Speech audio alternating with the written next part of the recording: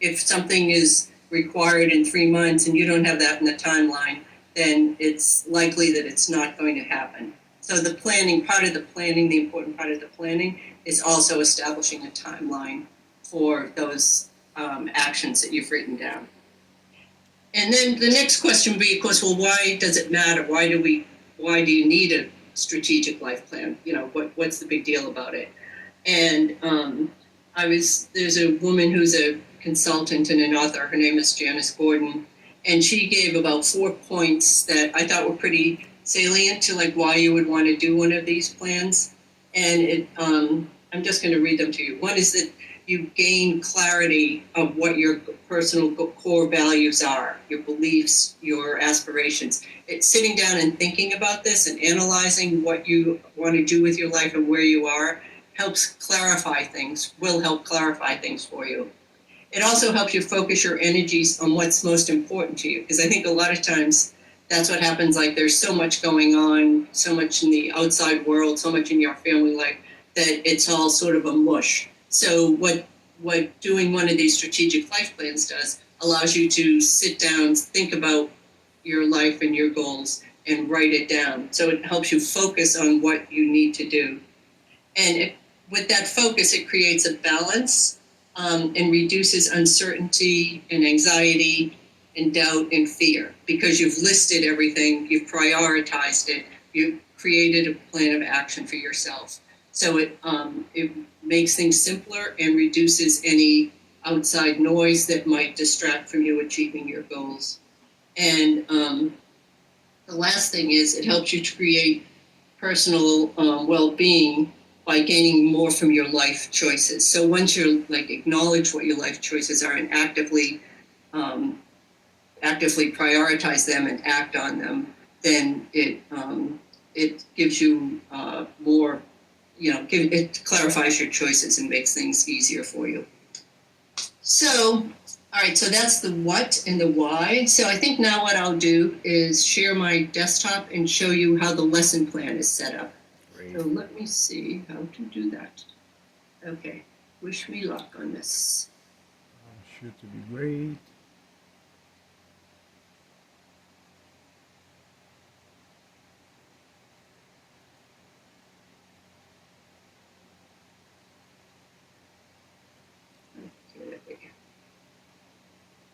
Okay, this is the classroom. Can you all see it? No. Yes. Okay, good. All right, so this was the resume. This is the last one. This is the one we're working on now, creating a strategic life plan. So what we've done is break it into 4 different pieces of information for you. One is a definition of what it is. I'll go over these in a little bit. A definition. So this is just background information. When you see this symbol, it's just background information. This is how do you create it. So this is the actual steps that you would have to follow to create your strategic life plan. This is a sample life plan that I actually did that reflects, I did it last year when we were working with the first cohort. So it reflects my life now. So I'm a retired person, and what I did was draw up a strategic life plan of what I want to do in my life going forward and what's important to me. So that would give you an example of a completed one. And this one is the template that you would use. This is where you would click, this is what you would click on to create your own template when you're ready to actually start on your own. So I'm just going to quickly go through these and give you a sense of what's in each one. This is, like I said, this is just a definition, pretty much going over what I said before. It's a life plan is based on your personal hopes, your dreams, your values, helps you prioritize things in your life and focus on things that really matter to you. And most importantly, it helps you to establish and achieve your life goals. And these are the 4 sections that you'll see in the template, and where, this is what will drive your actions, your writing for the plan. You'll have to come up with a list of your core values. You then prioritize that list, whatever, and then come up with 2 or 3, I guess, that you feel are the most important. Then you create your personal vision statement, like I said, 1 or 2 sentences, just, really a succinct summary of what you want to do in life. And then the action plan, it's funny, like these 3 pieces, the top ones, are really theoretical. It's like, okay, your values aren't theoretical, but like they're not tangible things, right? It's like what's important to you, what your values are, what you want to do with your life. But then the action plan actually requires, this requires a lot of thought in a different way. Like this requires actually breaking down your goals and thinking, what do I have to do in what time frame to accomplish my goal and stated in my personal vision statement. So this lesson is actually sort of, I think of it as having 2 different types of thinking parts, like theoretical, like I said, and then a very practical, nitty gritty, I need to do this, I want to accomplish this, so I need to do X, Y, and Z, and I have to do X, Y, and Z in this particular time frame. So that's that. That's the definition, that's how to do it. Then this is the steps of what to do. So here are the directions. This part is the directions. And then these steps go along. Can you see? Let me see if I can pull this up. You can see. Yep. See? There you go. So these steps correspond to the individual pieces of the strategic life plan template. So there'll be a section on the template that says list all your core values. There's another one that says pick the top 3 or top 5, whatever. Then a section to enter your personal vision statement. And finally, a section on developing your action plan. So I've pretty much gone over these 4 pieces of the 4 components of the plan. And I'll show you them, I'll show you the actual plan in a second. But one thing that's important that has been suggested by different people I've gathered in my research, and that is that before you start, you should probably sit down and do, they call it an environmental scan. It's like a personal scan of your life. And, just sit and think, where are you in your family life? Where are your family cycle? Where are you in your career, your life, your career? Just sit and think a bit. It requires a lot of thought.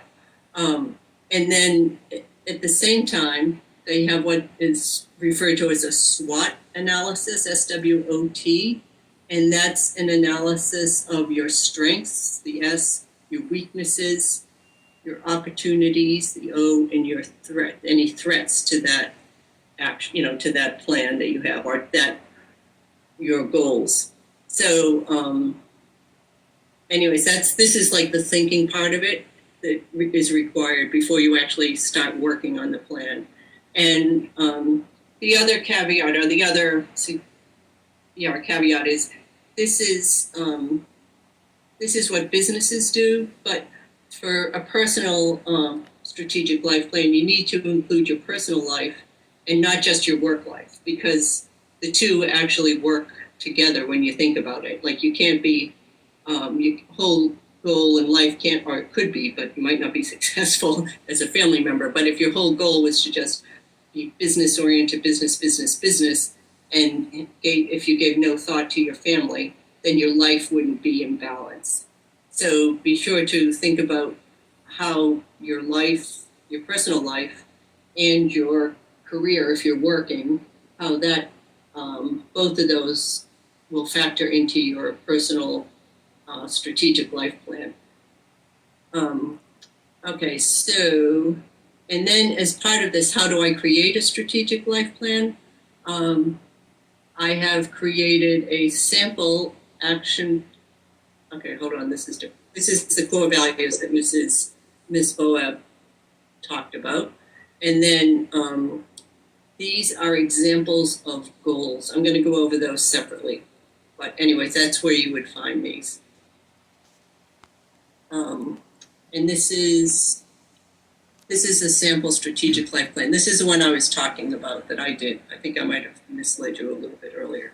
But this is my strategic life plan that I developed last November to give the students there a sense of what to do. So this is what you'll be looking at when you start to do your plan.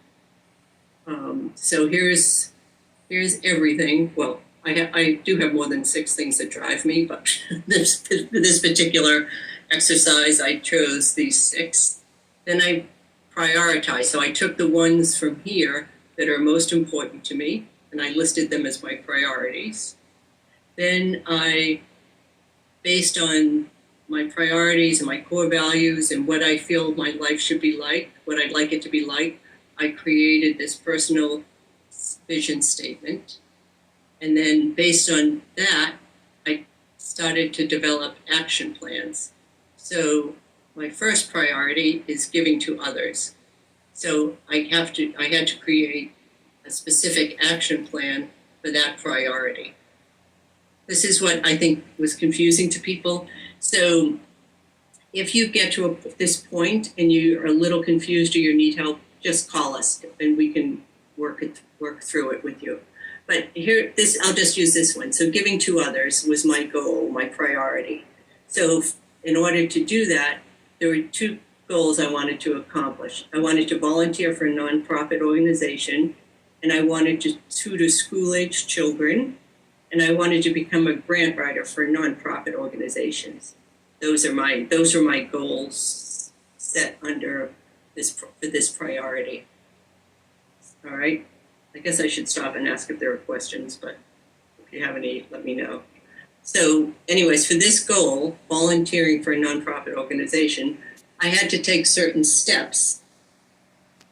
I had to, there's certain requirements there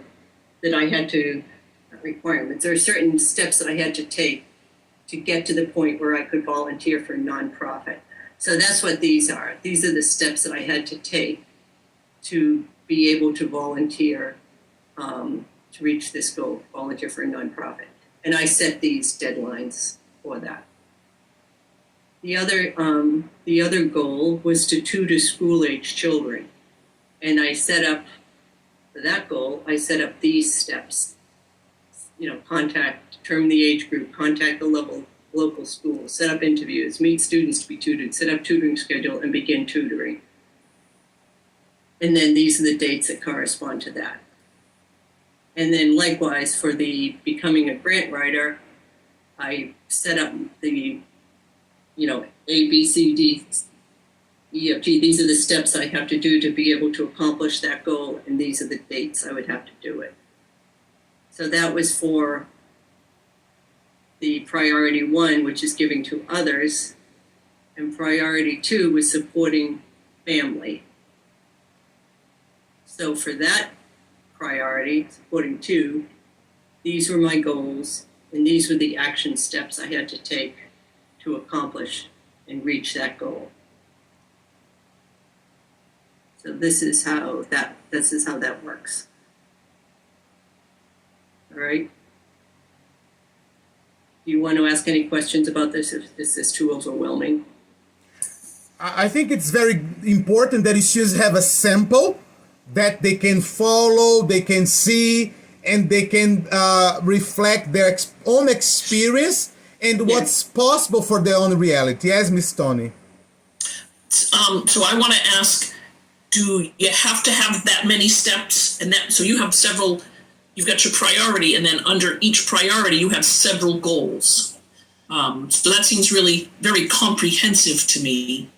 Do you have to have that many? Are you saying, do you have to, like in this example, this So, is right, a goal, and this is a goal? Or right, you have 3 goals under your first priority, and then each goal has several steps. Is it necessary to have 3 goals under each priority? It would vary depending on what you wanted to do. Right? Okay. It would be, or what Yeah, this is just an example, and I tried to make it as full as possible so Right. that students would have the option of knowing, okay, it could be very, can be short, but it could be long. And my point in doing this was typically there's more than one goal, I think. When you break it down, like you have a priority, a lot of times there are ones like getting a degree after college and stuff. But that means like what schools are you going to go to? What classes are you going to take? Are you going to talk to your mentors? Are you going to enroll in the classes? So the point is to, for a good strategic plan, it should be quite specific, I guess. You know what I mean? Okay. The more you think about it and break down the actions required, I think the better the plan would be for you going forward. I'm going to show you a couple of other, now that you mentioned that. Here are some sample action plans. So these are just like subsets of the. And these are also posted in Google Classroom, so we can refer to them whenever. Yes, they're actually part of that classroom. Yeah. So here's a strategic. The priority was somebody's. This is not mine. These are just samples. So somebody's priority was their career, and their goal was to attain a new position with increased responsibility and salary. And this is how they set that up. So they had to develop identify their skills or develop their skills. They had to be more proactive in their work, to get better assignments. They had to, get more involved in other aspects of the company. And they had to sign up for additional training and start applying finally for openings within their new skill set. So this is one example of how somebody broke it down. Does that make sense? I have a question. Different format, but it's, okay, go ahead, sorry. Yeah, you can do it. I mean, the point is to get the steps. I'm giving you different examples. So whatever works for you, but the point is a goal and then the steps that you need to accomplish that goal, and then the deadlines. My question, Ellen, is could they get away with doing 2 values, choosing 2, and just having 2 instead of 3? 3 was an arbitrary number. Right. It was arbitrary. Yeah. I mean, I think if you're talking about your life plan, you probably have more than one goal. 3 Right. seemed like reasonable. Like I was thinking, family, life, learning, whatever. It was an arbitrary thing because some of them say like five goals, and some also this is like probably like a 1 to 3 year plan, but sometimes people do 5-year plans and then keep revisiting it. Right. I'm just saying for the sake of the time frame that they have, if they want to do a really thorough job, what do you think of just having them choose 2 out of 3 and doing it like this, very, very comprehensive, delving into it thoroughly? I think we had trouble last time with them being able to do this. Yeah, I guess I would say for each individual student, if they have issues with this part, they should probably contact us. Reach out.